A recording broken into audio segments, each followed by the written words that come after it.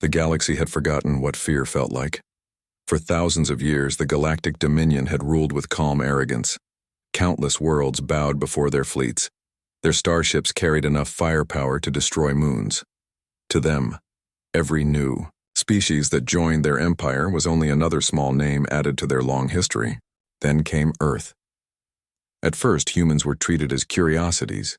They were small in number, fragile in body, and still used metal ships instead of living biocraft. Their world was rich in water and life, but the Dominion had hundreds of such worlds already. The Council allowed humanity to join as an observer species. That meant humans could trade, learn, and travel, but never rule, never command. The Dominion saw them as harmless. The galaxy's nobles laughed at their emotions, their songs, their stubborn curiosity. To them, humans were simply too soft to survive in a cruel universe. But the Dominion did not understand the quiet power of patience. For 30 years, Earth studied. Human scientists explored alien technologies. Their engineers learned to build faster ships. Their diplomats listened more than they spoke. Humanity was calm, polite, and eager to cooperate. And in that calmness, the Dominion grew careless. Then came the mistake. The Dominion decided to take Earth's moon, Luna, as a strategic training zone. They said it was for joint defense exercises. The truth was simple. The Dominion wanted control. Their fleets landed without permission, planting the Dominion banner on Luna's gray surface. When the news reached Earth, the world went silent. There were no angry protests, no public speeches. The human government sent no reply. Dominion observers thought it meant surrender. "The Terrans will accept it soon," said High Commander Varkon. "They are used to obeying." But deep under Earth's oceans and mountains, humanity began to move. For years, secret projects had been developing, research hidden under civilian fronts. Human engineers had built something the Dominion had never seen: quantum veil systems, stealth fields that could hide entire ships from scanners, experimental drives that could fold space in short bursts, artificial intelligence networks capable of coordinating fleets faster than any alien mind could think. Now those hidden systems came online. Earth's skies changed. Every satellite, every station, every communication link went dark. Civilian transmissions stopped. To the Dominion, it looked like chaos. But to those on Earth, it was order. A signal that humanity was going dark, preparing for something greater. For 3 days, the Dominion ships remained on Luna, waiting for Earth to answer. They sent demands. They sent warnings. No one replied. On the 4th day, they lost contact with their lunar base. The Dominion's flagship Obsidian Wrath sent scouts to investigate. The ships found only melted ruins and drifting debris. The base was gone, its structures vaporized, its personnel missing. The surface shimmered faintly, like glass under sunlight. Then a transmission appeared across the Dominion's secured channel. "You wanted our attention," the voice said. It was calm, human, steady. "Now you have it." The message repeated once. Then silence returned. Across the stars, whispers began. Merchants spoke of Dominion patrols vanishing near Sol. Explorers claimed to have seen faint, ghostly ships moving faster than light could register. Others said human colonies that once traded freely now refused to answer Dominion calls. The Council dismissed these rumors. "Terran tricks," said one senator. "Let them play soldier. They will learn their place." But on the edges of Dominion space, their fleets began to disappear. A destroyer stationed near Mars vanished without distress calls. A transport convoy carrying alien soldiers to reinforce Luna went off course, only to reappear empty. Its crew gone, systems locked. Commander Varkon grew uneasy. "No primitive world can strike like this," he said during a council meeting. But the reports kept coming. Entire Dominion listening posts falling silent, satellites hijacked by unknown signals, navigation charts rewritten overnight. Still, the Council refused to believe. They thought it was rebellion or malfunction. But deep inside the Sol system, In a hidden orbital dock behind Neptune, the truth was taking shape. Human engineers stood beside giant ships, black, angular, and silent as night. These were not civilian vessels. These were war machines, built in secret from hybrid alien-human designs. The largest among them bore a name painted in white: EAS Vengeance. Admiral Arya Holt watched from the command deck as systems came alive. She was calm, her eyes steady. Around her, officers whispered reports from deep space scouts. Every Dominion ship in the Sol boundary was being tracked, mapped, and targeted. "Do we broadcast a warning, Admiral?" asked her communications officer. "No," Holt said softly. They already had one. The first strike was silent. The Dominion sent a fleet of 15 ships to discipline Earth, a show of power. They expected fear. They expected surrender. Instead, their ships entered Sol and met darkness. No radar echoes, no communication. Just a single human beacon blinking in space with 3 words: "Go home now." When the Dominion ignored it, the stars around them came alive.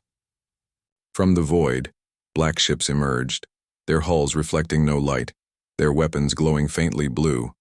They struck with precision, 1 shot for each Dominion vessel. The attack lasted less than a minute. When the light faded, 15 alien warships were gone, reduced to drifting fragments. And then, humanity vanished again. No news spread officially, but smugglers and travelers carried tales. The humans had done the impossible. They had destroyed a Dominion fleet.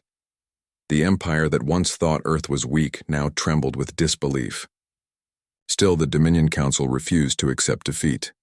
"They got lucky," said Commander Varkon, slamming his clawed hand on the table. "We will crush them with the next wave." But fear had already entered their hearts. They began to recall how humans looked when they first joined the galactic stage. Curious eyes, soft voices, always learning. They remembered how humans never rushed to anger, how they smiled even when treated unfairly.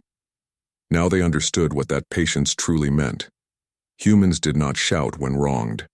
They watched, they learned, they remembered, and when they finally decided to act, nothing in the galaxy could stop them. The Dominion's arrogance had awakened something powerful. Earth was no longer silent, no longer humble. It was awake, aware, and prepared to protect its people at any cost. From the ruins of the lunar base, a faint message kept repeating on every frequency across Dominion space. "We warned you once. We will not warn you again." The galaxy began to hold its breath. For the first time in 1,000 years, the mighty Dominion was uncertain, because now Earth was fighting back. The galaxy that once laughed at Earth was no longer laughing. Every race, every council, and every fleet command had begun to whisper one question: what did the humans do? After the destruction of the Dominion's fleet near Sol, fear spread through the stars like wildfire. The mighty galactic Dominion, which had ruled for 10,000 years, had never lost so quickly, and never to a single planet. Now their patrols avoided the Sol system as if it were cursed, but the humans were not finished. For 30 days, the Dominion tried to rebuild communication lines. They sent probes and scouts, but none returned. Their sensors caught only faint energy signatures moving near Pluto, almost invisible.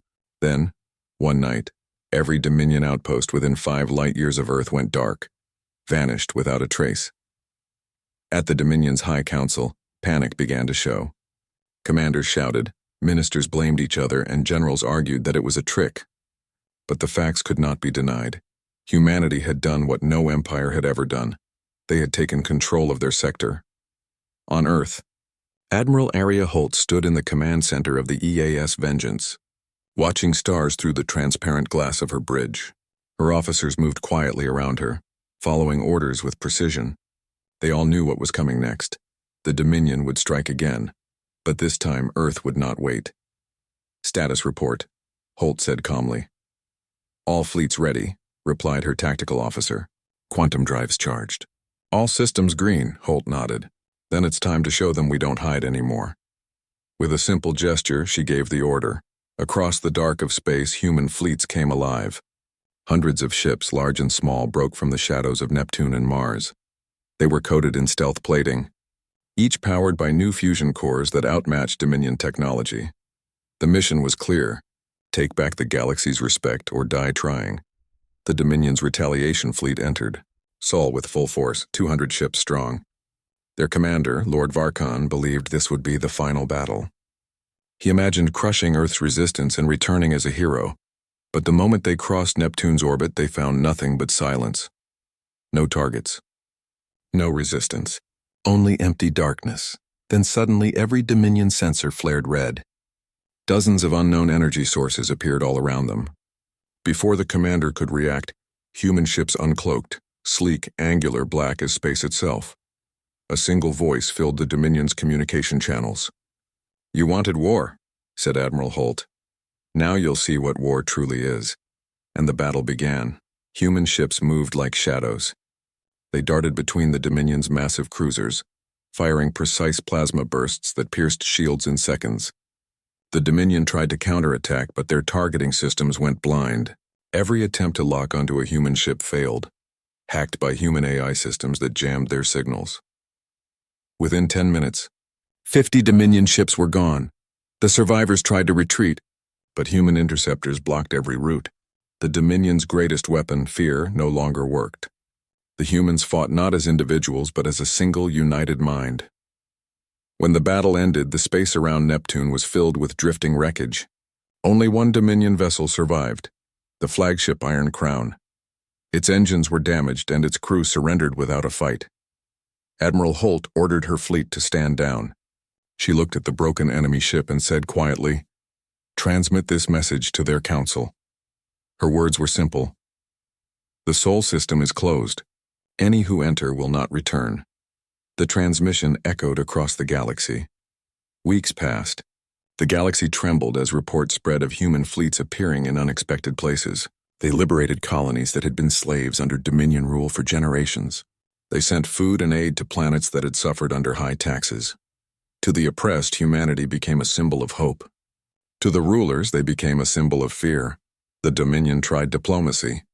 They sent envoys begging for talks. They promised peace if Earth would stop its expansion, but Earth's answer was firm. "We do not seek war," Admiral Holt said in her recorded message. "But we will never kneel again. If you wish for peace, come with honesty, not with chains." Many in the galaxy began to listen. Some smaller nations secretly left the Dominion and joined under the new banner, the Terran Accord. It was not an empire. It was an alliance of free worlds that believed no species should rule another. Human engineers shared technology. Human doctors healed alien refugees. And everywhere they went, people began to say a new phrase: "Do not wake Earth." But the Dominion could not accept their defeat. Lord Varkon, filled with pride and rage, gathered his remaining fleets and planned one final strike.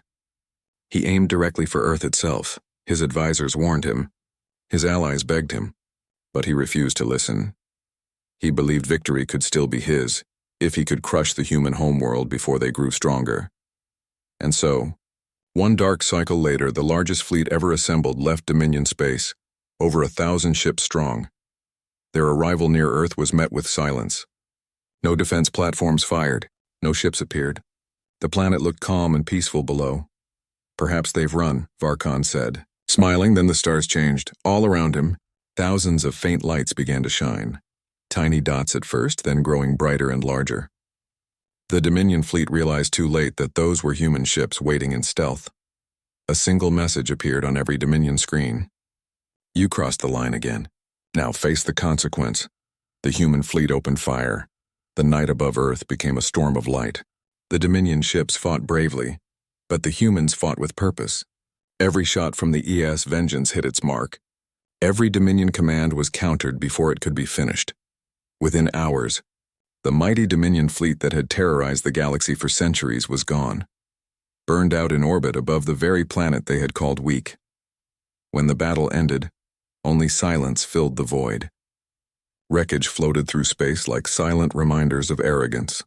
Admiral Holt stood on her bridge, her hands behind her back, staring at the stars. Her officers watched her quietly, waiting for orders. Finally, she spoke. "No more invasions," she said. "No more chains. Earth is free, and so is anyone who stands beside us." The next day, a historic event took place. The Treaty of Terra Prime was signed aboard the remains of the Iron Crown. Dominion leaders, humbled and silent, signed the agreement that ended their rule. For the first time in history, humans stood not as servants but as equals among the stars. Many years later, scholars across the galaxy wrote about that war. They called it the Terran Reckoning. Some said it was the day the Dominion fell. Others said it was the day the galaxy learned respect, but the humans had no such grand names for it. They simply called it the day we fought back. Children on distant worlds would grow up hearing the story of Earth, the small blue world that dared to stand against an empire. And every time someone tried to mock or threaten humanity, the same words were spoken in quiet warning. Remember Luna, remember the silence before the storm. Because the galaxy now knew the truth, humans might love peace, but when peace was stolen, they could become the fiercest force in the universe. And though the stars continued to shine across the endless night, no one ever forgot the lesson written in fire above Earth's skies. Never underestimate humanity. Never wake the sleeping world.